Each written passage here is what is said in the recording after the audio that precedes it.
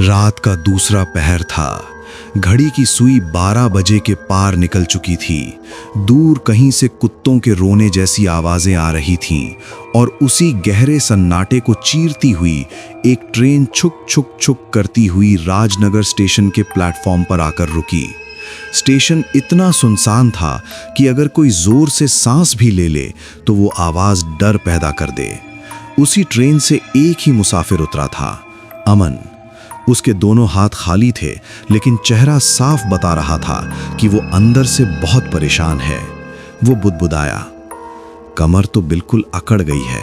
अगर ये train time पर आ जाती तो मैं बहुत पहले पहुंच जाता। बस जेब में रखा दवाइयों का पैकेट सही सलामत डिलीवर हो जाए, फिर चैन मिलेगा। हे भगवान, आज की रात किसी तरह कट जाए। अमन को वो जगह बिल्कुल ठीक नहीं लग रही थी। उसने चारों ओर देखा। स्टेशन मास्टर का कमरा भी अंधेरे में डूबा था। सिर्फ एक पीली सी लाइट टिमटिमा रही थी जो किसी भी पल बुझ सकती थी। वो प्लेटफॉर्म से नीचे उतरा और स्टेशन के बाहर की ओर चल पड़ा। उसके मन में गुस्सा भी था। कंपनी वाले भी अजीब हैं। बोले थे बाहर टोटो रिक्शा मिल जाएगा, यहां तो एक इंसान तक नहीं दिख रहा। अब मधुबन गांव कैसे पहुंचूं? स्टेशन से बाहर निकलते ही वो कच्ची सड़क पर आ गया। कोहरा इतना घना था कि कुछ मीटर आगे का रास्ता भी साफ नहीं दिख रहा था। तभी उसे थोड़ी दूरी पर एक लाल सी रोशनी दिखाई दी। पास जाकर पता चला कि वो एक पुरानी चाय की दुकान थी। दुकान के सामने एक आदमी बेंच पर बैठा था।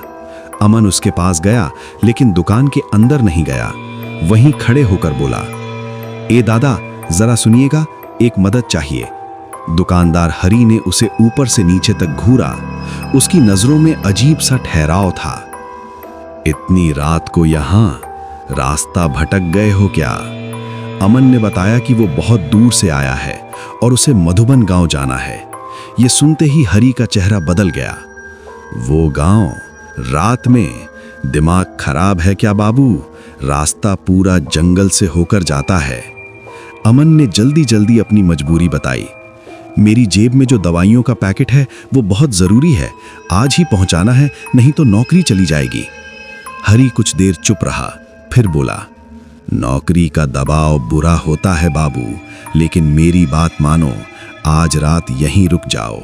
उधर जाना खतरे से खाली नहीं है।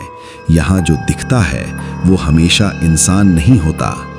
अमन थोड़ा घबरा गया, लेकिन बोला, मुझे जाना ही होगा दादा। हरी ने आखिरी चेतावनी दी, कुछ भी दिखे, कोई भी आवाज दे, रुकना मत और पीछे मुड़कर देखने की गलती मत करना। अमन ने जय मां काली कहा और आगे बढ़ गया। रात के सन्नाटे में सिर्फ उसके जूतों की आवाज सुनाई दे रही थी। तभी पीछे से एक अजीब सी आवाज आई, जैसे कोई पुरानी मशीन सांस ले रही हो। अंधेरे से एक काला टूटा फूटा ऑटो निकला। शीशे इतने काले थे कि अंदर कुछ दिखाई नहीं दे रहा था। ड्राइवर ने भारी आवाज में पूछा, कहां जाना है? मधुबन गांव। छोड़ देंगे। ड्राइवर की हंसी अजीब थी। अमन बैठ गया। ऑटो जंगल की ओर बढ़ने लगा। करीब 20 मिनट बाद गाड़ी अचानक झटके से रुक गई। जंगल के बीच पेड़ के नीचे एक लंबा सा आदमी खड़ा था। वो ड्राइवर से झगड़ने लगा। फिर ले आया, माल खुद चलकर आया है।